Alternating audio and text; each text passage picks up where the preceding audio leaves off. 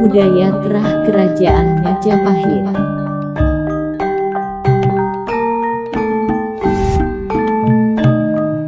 mempersembahkan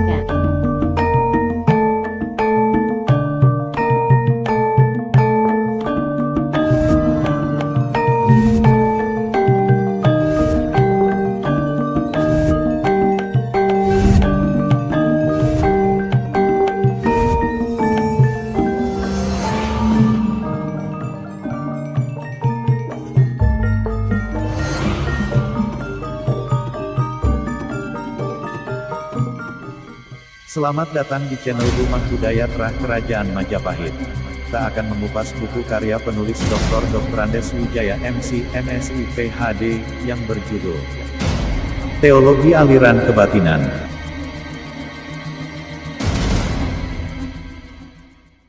Bab 4. Melacak Pemikiran Kebatinan. Simbolisme dalam kebatinan.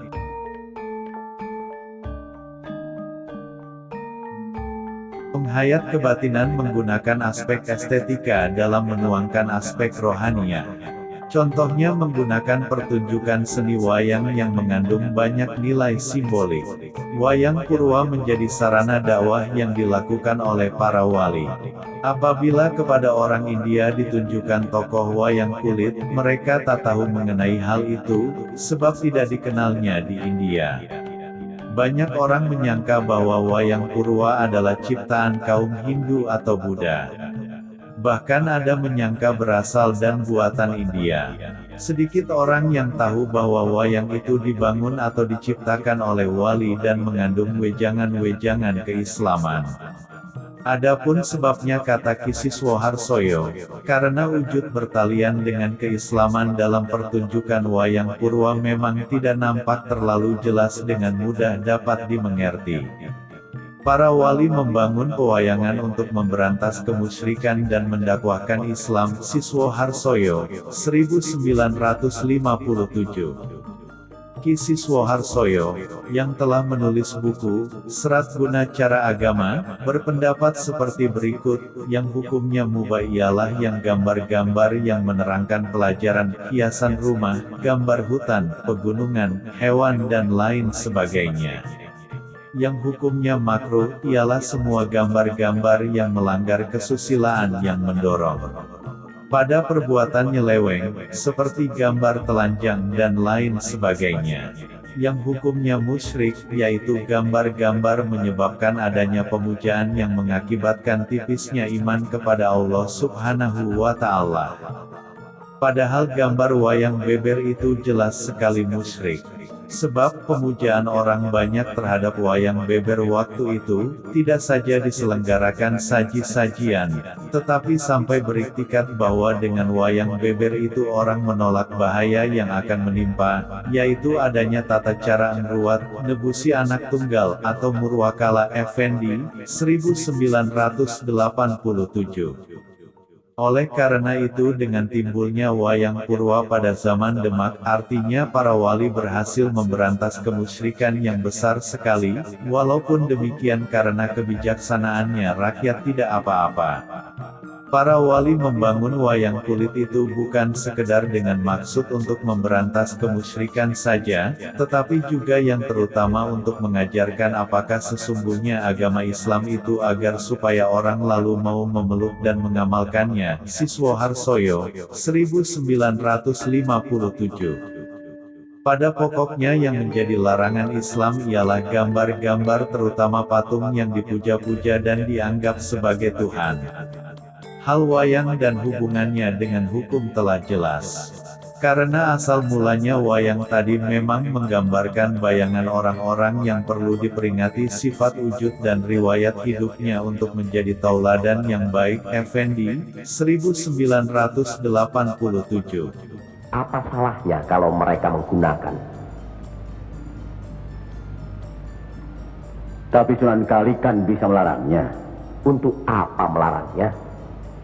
Untuk apa kalau cuma membuat mereka tersinggung dan kemudian kita tidak berhasil mengislamkan mereka? Memang Sunan Kali lah yang selalu lain cara pendekatannya kepada rakyat.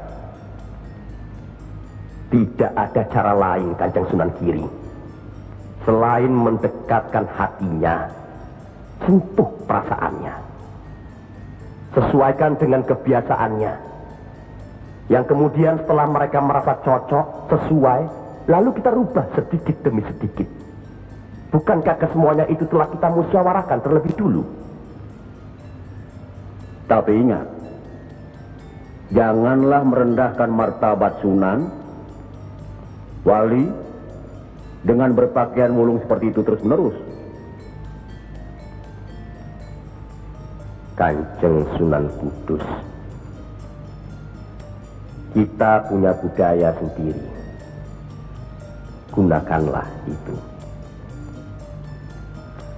Dengan begini saya bisa mendekatkan diri, bergaul dengan mereka.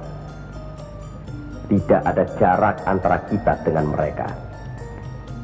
Ada sambung rasa. Lagi pula iman Islam seseorang bukan terletak di pakaian, tapi di sini. Yang penting bersih, aurat tertutup.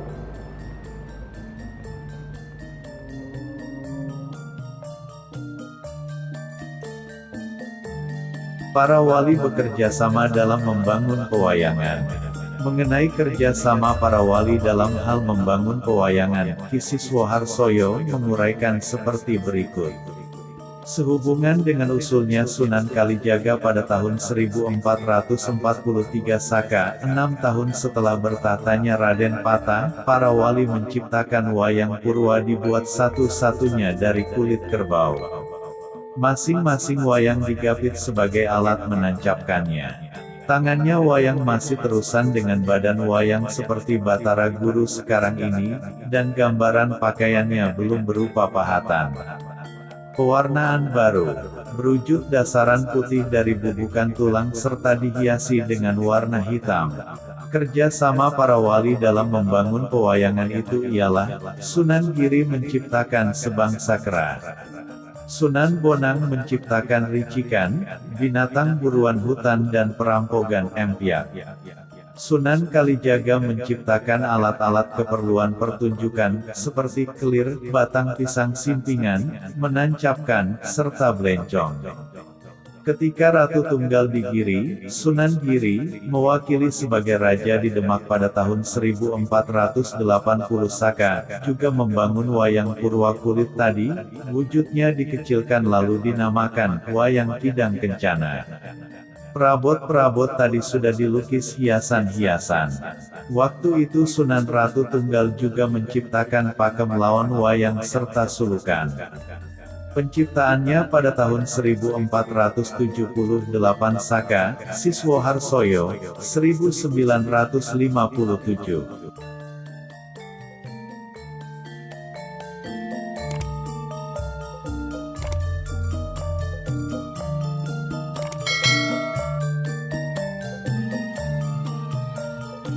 Setelah para wali yang bekerja sama menciptakan wayang dan alat-alat pewayangan, hasil kerja itu dipelihara dan diteruskan serta disempurnakan oleh tokoh-tokoh penting di zaman keislaman.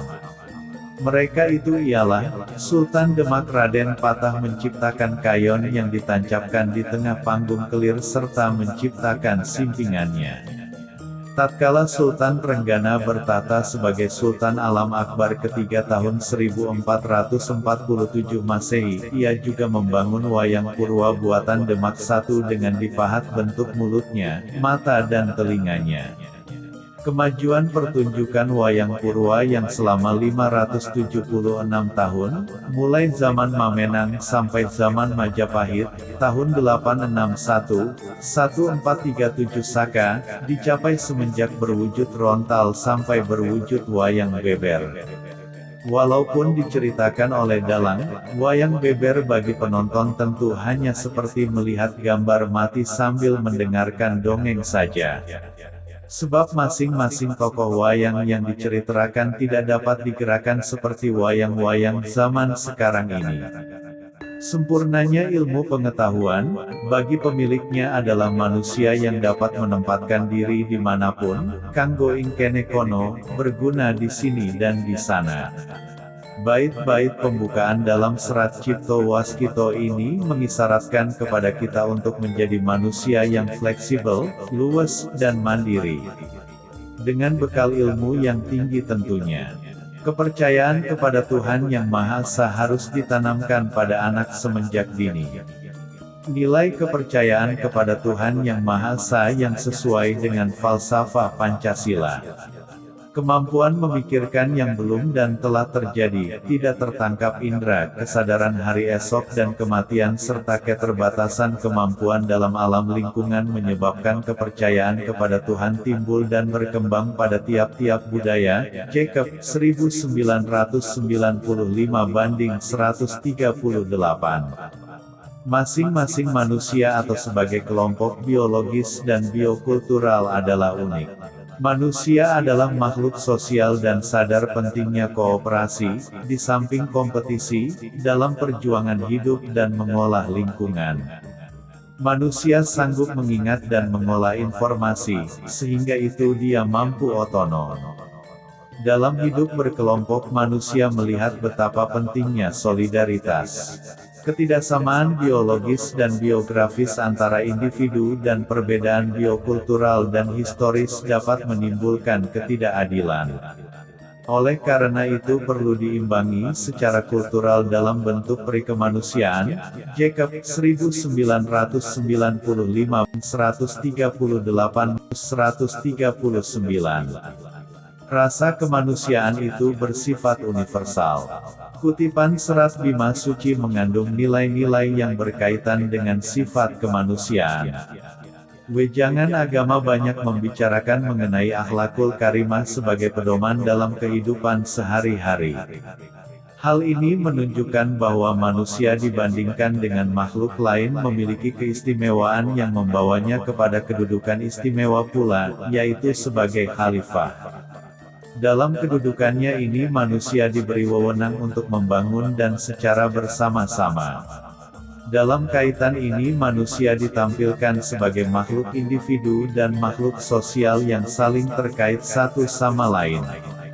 Praktek penghayatan. Penghayat kejawen sesungguhnya bertitik tolak dari wejangan agama.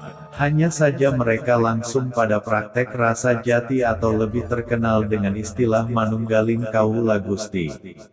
Isi wejangan Wali Songo yang disampaikan kepada rakyat ialah wejangan Islam yang terutama bercorak mistik tasawuf, dari aliran sunnah yang mutasyadidah, ekstrim, bercampur dengan aliran syiah yang mutadilah, moderat, dan syiah yang kuloh, ekstrim. Aliran-aliran ini di Indonesia membeku menjadi dua aliran, Sunnah Mutasyadidah dan Syiah Mutadilah. Ini diikuti oleh Wali Songo. Syah Guloh, diikuti oleh Syekh Siti Jenar yang dibunuh oleh wali lain karena wejangannya yang menyesatkan Effendi, 1987. Aliran pertama adalah wejangan yang benar, baik wejangan syariat, tarikat, hakikat, dan makrifat, seluruhnya mendapat perhatian dan dianggap penting. Aliran ini kini terkenal dengan nama Islam Mutihan. Aliran kedua sampai sekarang ini terkenal dengan nama Islam Abangan. Mereka menganggap bahwa menjalankan syariat peraturan yang mewajibkan menjalankan ibadah secara badaniah sama dengan fisik.